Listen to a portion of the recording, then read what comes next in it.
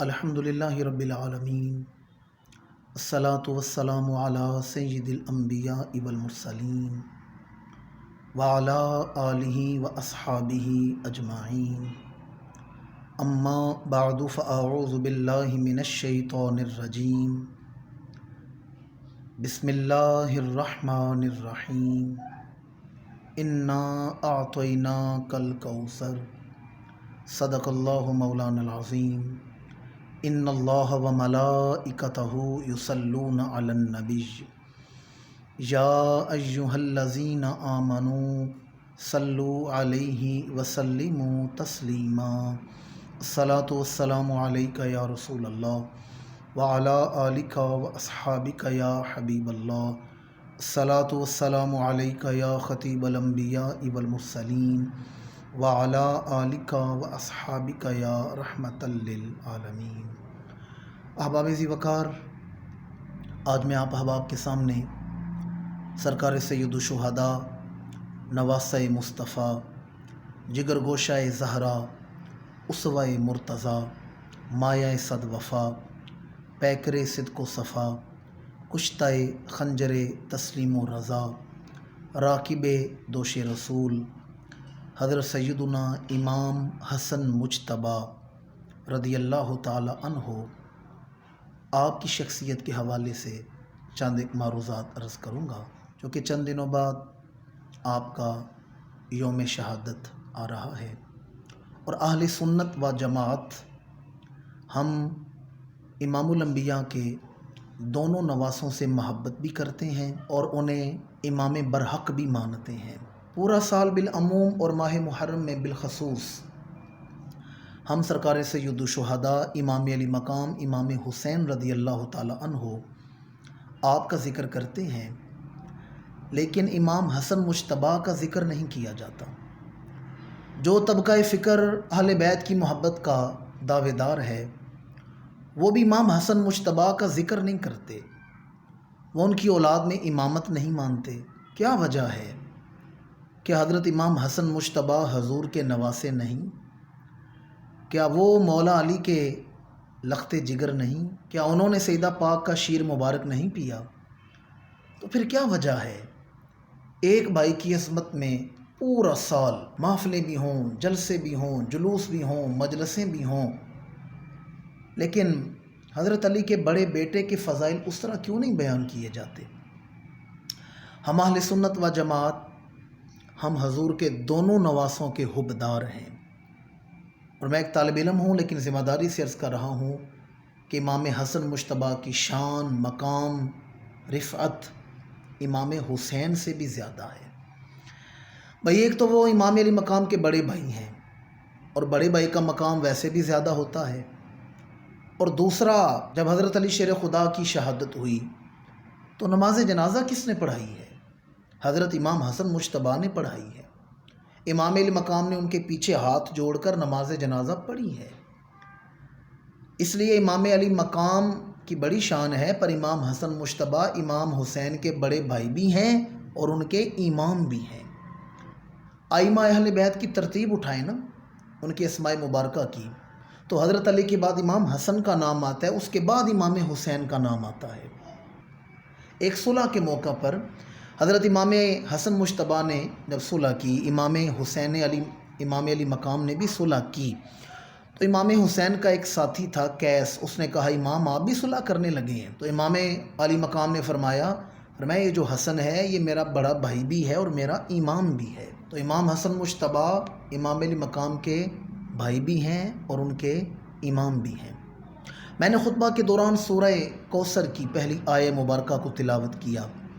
یہ مکی صورت ہے، شروع اسلام میں اس کا نزول ہوا جب ہمارے آقا کریم کے دوسرے صاحبزادے ان کا وصال ہوا، تو مشرکین مکہ نے آپس میں خوشی منائی، اور عاص بن وائل نے تو کہا بلند کیا تھا اور کہا تھا کہ پیغمبر اسلام کا دوسرا بیٹا فوت ہو گیا ہے، لہٰذا ان کا دین اسی وقت تک ہے جب تک یہ خود دنیا میں موجود ہیں، جب یہ دنیا سے پردہ فرما لیں گے ان کا دین بھی مٹ جائے گا، اور معاذ اللہ آنے والی نسلوں کو تو پتہ بھی نہیں ہوگا کہ مکے میں کسی ہستی نے اعلان نبوت بھی کیا تھا۔ جب یہ بات ہمارے آقا کریم تک پہنچی تو دل ایک دست دکھا کہ میرا بیٹا فوت ہو گیا ہے اور مشرکین خوشی منا رہے ہیں۔ اللہ نے فرمایا جبریل جا اور جا کر میرے محبوب کو یہ مژدہ جاں فضا سنا کہ یا انا اعطیناک الکوثر۔ لفظ کوثر کی تفسیر میں علماء نے 18 یا 22 کے قریب اقوال جمع کیے ہیں کہ کوثر سے مراد کیا ہے۔ بعض نے کہا کوثر سے مراد سیدہ خاتون جنت ہیں، بعض نے کہا کوثر سے مراد امت کی کثرت ہے، بعض نے قرآن مجید لیا، بعض نے آپ کی شانیں اور معجزات کو لیا، بعض نے جنت کی نہر آب کوثر کو لیا۔ لیکن شان نزول بھی تو دیکھیں بھائی، کس وجہ سے یہ آیت نازل ہوئی؟ وہ تھا اپنے بیٹے کے وصال پر تانا دینا۔ تو اس کے بعد گلشن نبوت میں جو پہلا بچہ پیدا ہوا ہے وہ امام حسن کی صورت میں پیدا ہوا ہے۔ تو اس آیت کی تفسیر اول تو امام حسن مجتبی ہیں۔ اللہ نے فرمایا محبوب یہ لوگ کہتے ہیں کہ آپ کا بیٹا کوئی نہیں رہا، میں آپ کو ایسی شانوں والے 2 بیٹے یعنی نواسے عطا کروں گا، قیامت تک زمانہ ان کی عظمت کو سلام پیش کرتا رہے گا۔ انا اعطیناک الکوثر، ایسے بیٹے عطا کروں گا زمانہ ان کے عزت و مقام کو سلام پیش کرتا رہے گا۔ امام حسن مجتبی کی ولادت ہوئی، امام الانبیاء کو خبر ملی، حضور خاتون جنت کے ہاں تشریف لائے، سفید کپڑے میں لپیٹ کر امام حسن مجتبی حضور کی بارگاہ میں پیش کیے گئے۔ امام الانبیاء نے پہلا کام یہ کیا ہے کہ اپنے نواسے کے کانوں میں اذان کہی ہے۔ پھر امام الانبیاء نے گٹی دی ہے۔ عرب میں رواج تھا کہ کھجور سے یا شہد سے گٹی دی جاتی، پر آج حضور نے نہ شہد منگوایا نہ گٹی منگوائی، بلکہ امام الانبیاء نے امام حسن مجتبی کا منہ مبارک کھولا ہے اور اپنی زبان ان کے منہ مبارک میں رکھ دی ہے، اپنی زبان رکھ دی ہے۔ یہ اشارہ تھا کہ حسن آنے والی زندگی میں جو جو فیصلے کرے گا اس کے فیصلوں پہ اعتراض نہ کرنا، حسن کے منہ میں مصطفیٰ کی زبان ہے، حسن میری بولی بولے گا، حسن کے فیصلوں کی تائید میری بارگاہ سے کی جائے گی۔ پھر امام الانبیاء نے نام رکھا ہے حسن۔ اب امام حسن مجتبی کی تربیت آغوش نبوت میں ہو رہی ہے اور حضور نے بڑی شفقت کی ہے، بڑی محبت فرمائی ہے۔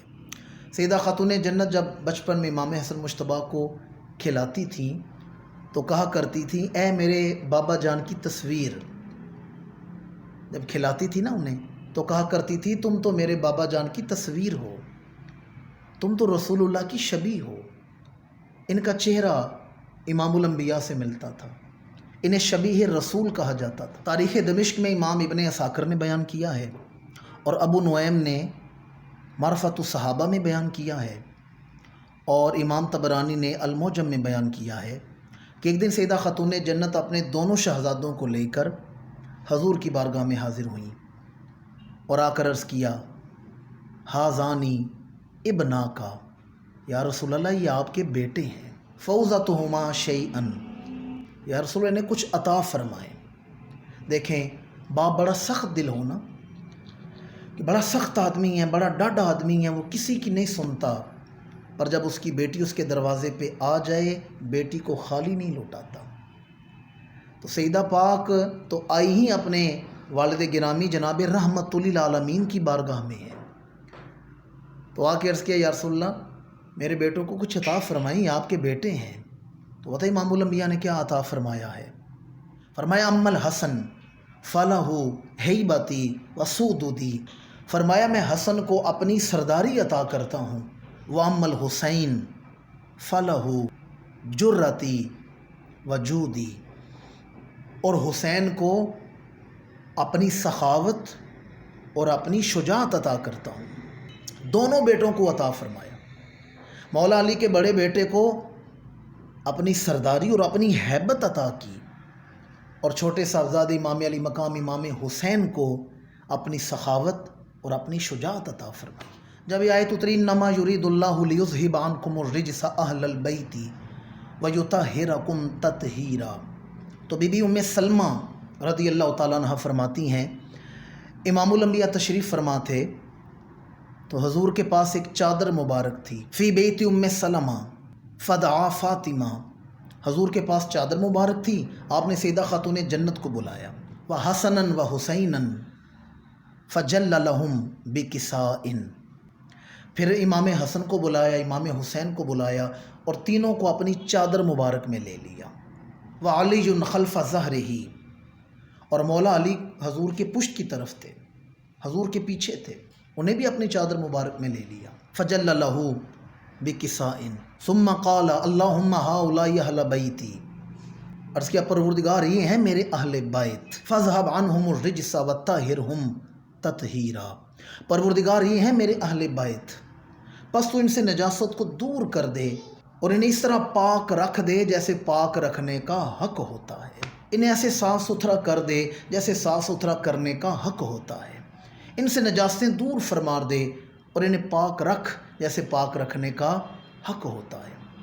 اس آیہ مبارکہ کی تفسیر میں تمام مفسرین احادیث کو بیان کرتے ہیں کہ امام الانبیاء حسنین کریمین سے بڑی محبت کرتے تھے، اس آیت سے ہی ان کی محبت کا اظہار ہو رہا ہے۔ امام الانبیاء دونوں نواسوں کو سینے سے لگاتے اور دعا مانگتے، اللہم احبہما فاحب من یحبہما، پروردگار میں ان دونوں سے محبت کرتا ہوں اور جو ان سے محبت کرتے ہیں تو ان سے بھی محبت فرما، جو ان سے محبت کرتے ہیں ان کے حبدار ہیں تو ان سے بھی محبت فرما۔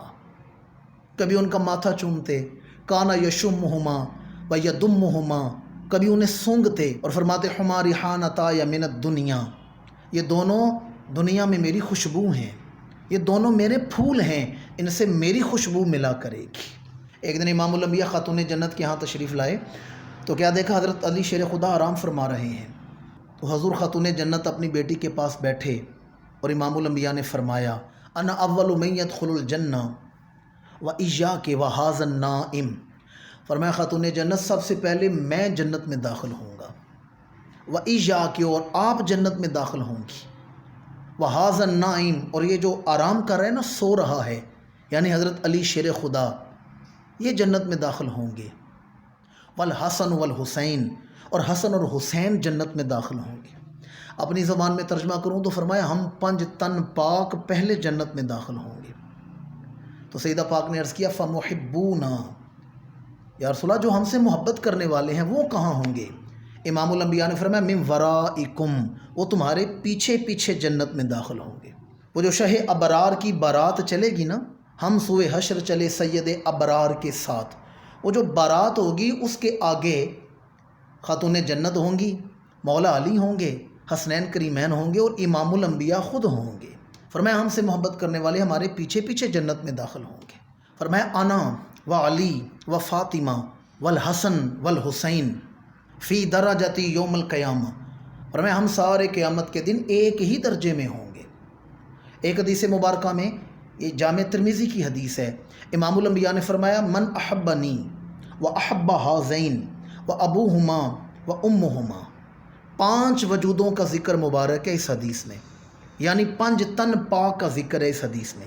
فرمایا من احبنی، جو مجھ سے محبت کرے، و احب ہذین، میرے ان دونوں نواسوں سے محبت کرے، و ابوہما و امہما، ان کے ماں باپ سے عقیدت و محبت رکھے، قیامت کے دن وہ کہاں ہوگا؟ کانا معی فی درجاتی یوم القیامہ، فرمایا قیامت کے دن وہ میرے ساتھ میرے درجے میں ہوگا، وہ میرے ساتھ میرے درجے میں ہوگا۔ اب اس کا یہ مطلب نہیں کہ وہ امام الانبیاء کے برابر اس درجے میں ہوگا، ہمارا عقیدہ حضور کا درجہ تو کسی نبی رسول کو بھی نہیں ملا، تو پھر اس کا معنی کیا ہے؟ دیکھیں ہمارے ملک کے جو صدر ہیں اس وقت، ڈاکٹر عارف علوی صاحب، وہ اسلام آباد میں پریزیڈنٹ ہاؤس میں رہتے ہیں، صدارتی محل میں رہتے ہیں، اور اکیلے نہیں رہتے، وہاں ان کے پروٹوکول آفیسر ہیں، ان کے نوکر خادم وہاں رہتے ہیں۔ میں نے کہا ہمیں حضور کی حدیث سمجھ آ گئی، ایک ہی محل میں ملک کا صدر بھی رہ رہا ہے، وہیں اس کے نوکر چاکر بھی رہ رہے ہیں۔ امام الانبیاء نے فرمایا جو مجھ سے محبت کرے، میرے 2 نواسوں سے محبت کرے، ان کے ماں باپ سے محبت کرے، یعنی جو ہم 5 تن سے محبت کرے، وہ قیامت کے دن میرے ساتھ میرے درجے میں ہوگا، حضور بھی اسی درجے میں ہوں گے، اہل بیت سے محبت کرنے والے بھی اسی درجے میں ہوں گے، پر حضور اپنے درجے میں ختم نبوت کے شہنشاہ بن کے رہیں گے، اہل بیت سے محبت کرنے والے حضور کے نوکر بن کے رہیں گے، حضور کے خادم بن کے رہیں گے۔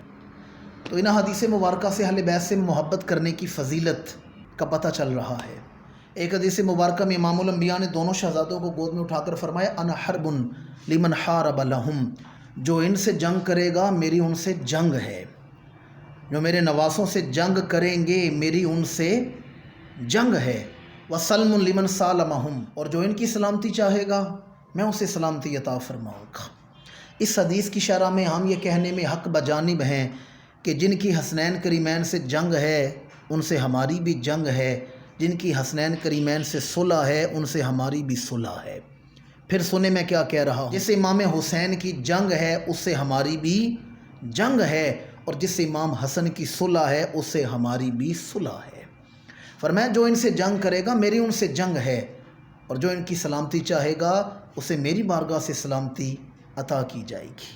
فرمایا من احبنی فلیحب ہذین، یعنی الحسن والحسین۔ فرمایا جو مجھ سے محبت کرتا ہے اسے چاہیے کہ ان دونوں سے بھی محبت کرے، جو مجھ سے محبت کرتا ہے اس پر ان دونوں کی محبت بھی فرض ہے، اسے چاہیے ان دونوں سے محبت کرے۔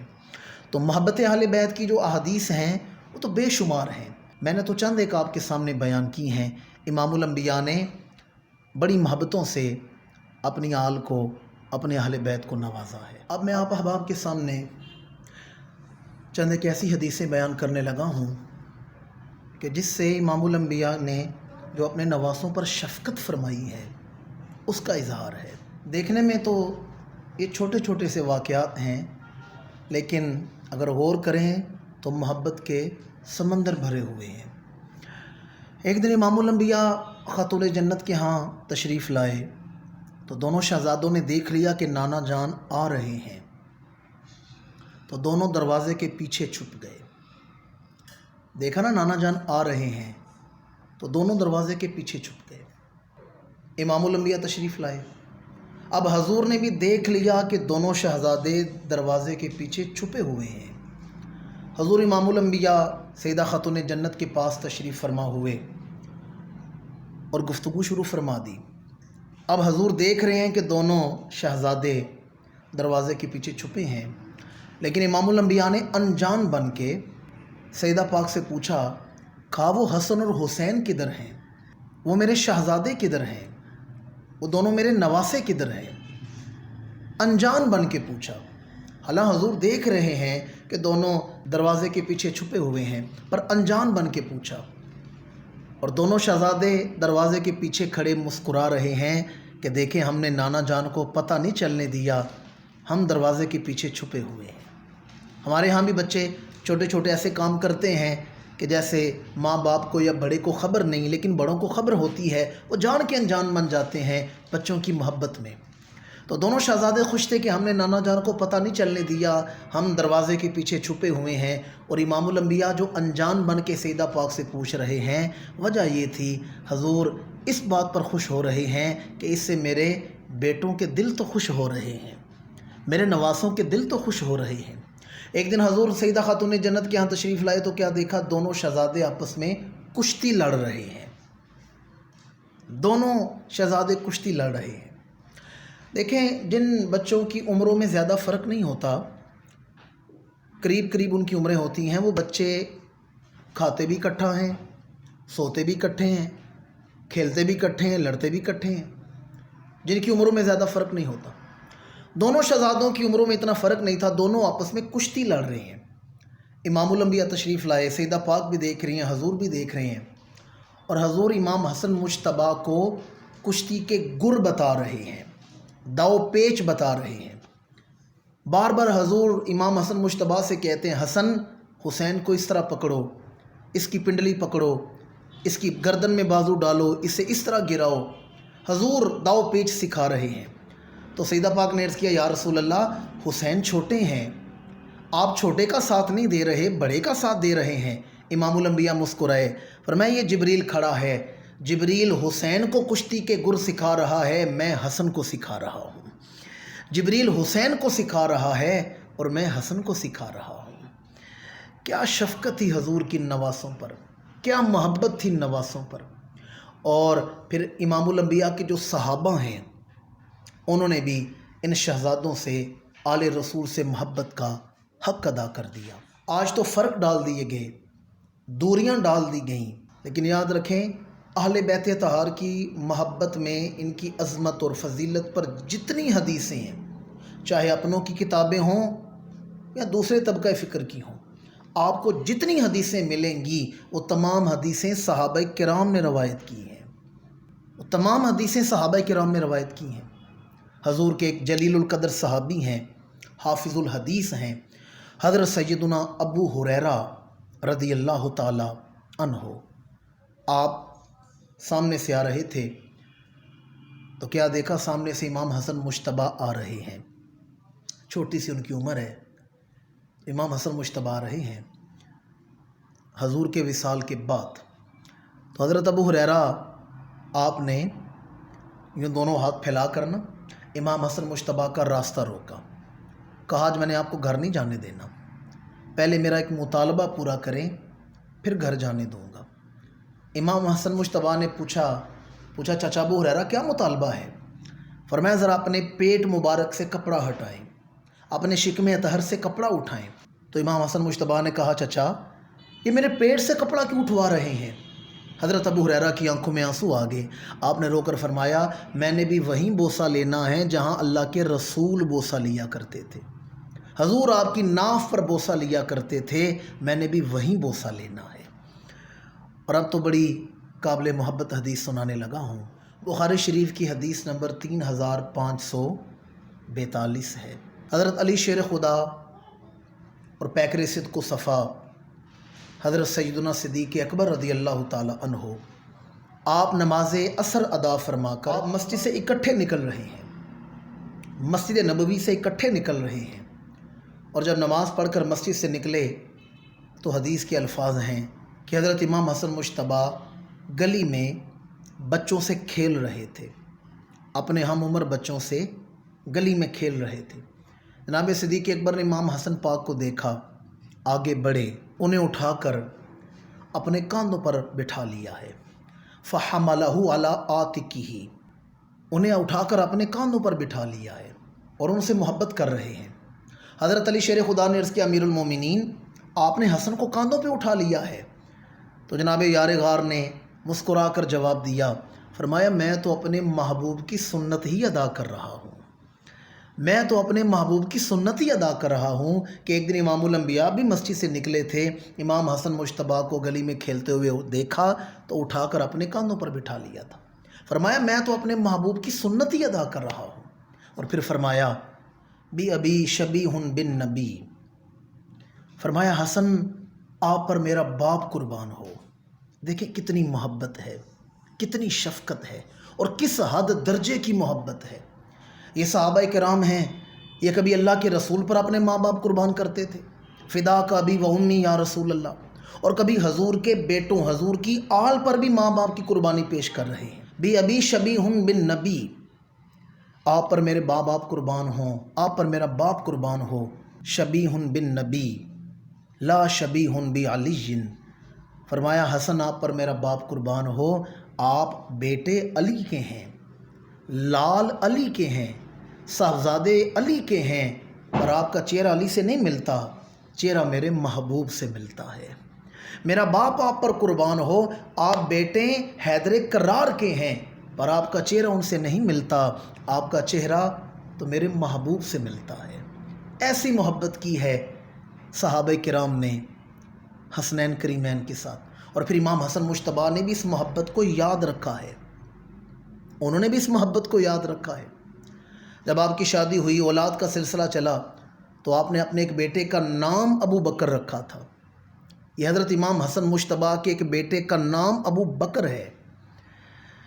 آپ نے بھی اس محبت کو، اس شفقت کو یاد رکھا ہے کہ یار غار کی کنیت پر اپنے بیٹے کا نام رکھ دیا ہے، ان کے نام پر اپنے بیٹے کا نام رکھا ہے۔ حضرت علی کے ایک پوتے کا نام ابو بکر رکھا گیا ہے۔ اب آخر میں جو حدیث سنا رہا ہوں، یہ تو امام حسن مجتبیٰ کی فضیلت شان کی اٹھان ہے، یہ تو آپ کے علو مرتبت کو بیان کرنے والی حدیث ہے۔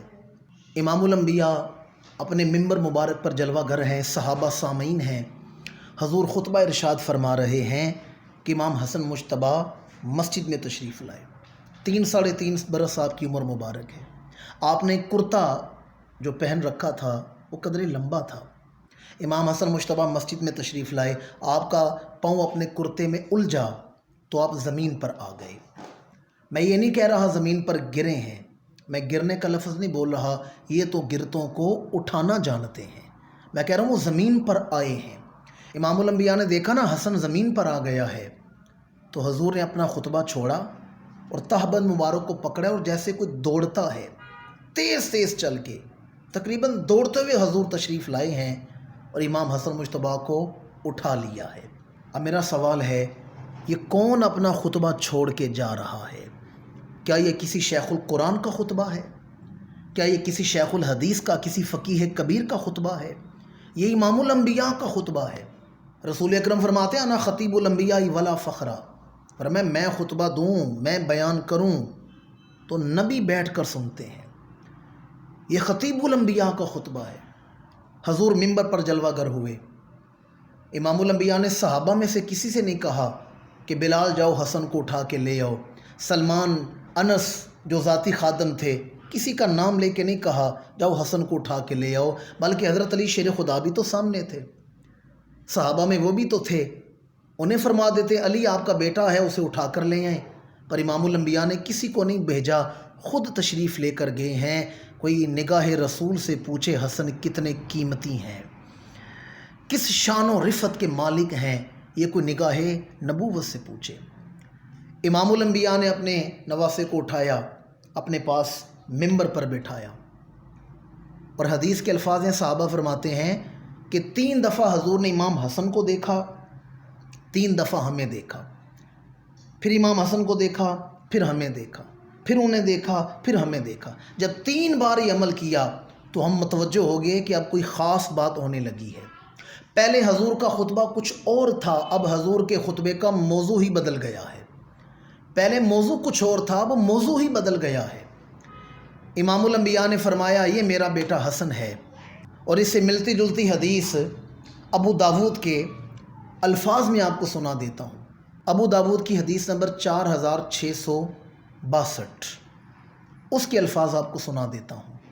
قال رسول اللہ صلی اللہ علیہ وآلہ وسلم الحسن ابن علی ان ابنی ھذا سید ارجو ان یصلح اللہ بہ بین فئتین من امتی، وقال فی حدیث حماد ولعل اللہ ان یصلح بہ بین فئتین من المسلمین عظیمتین۔